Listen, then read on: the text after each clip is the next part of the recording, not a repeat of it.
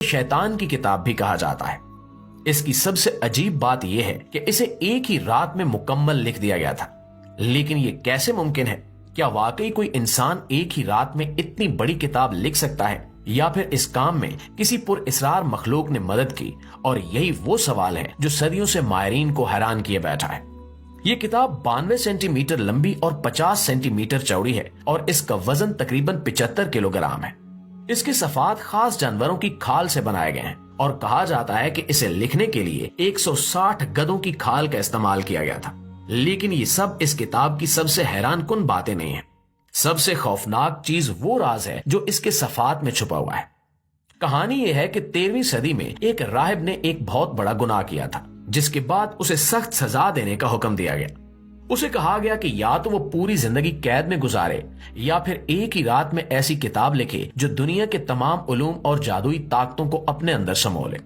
राहिब ने यह चैलेंज कबूल कर लिया, मगर जल्द ही उसे एहसास हो गया कि यह काम नामुमकिन है। अब उसने एक खौफनाक कदम उठाया।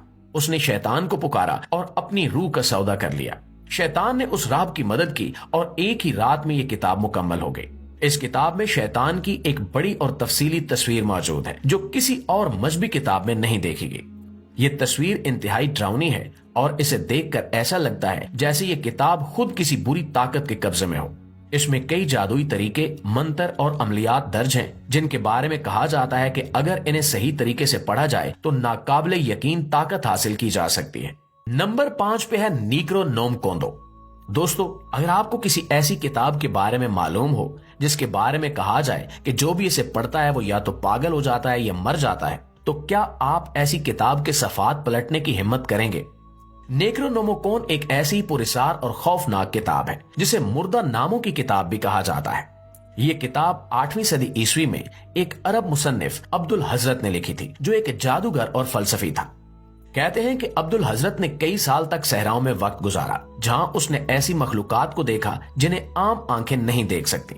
इसने कुछ ऐसे शैतानी राज दरियाफ्त किए जो किसी इंसान के लिए जानना नामुमकिन थे, और यही वो राज थे जिन्हें उसने नेक्रोनोमोकॉन में कलमबंद कर दिया।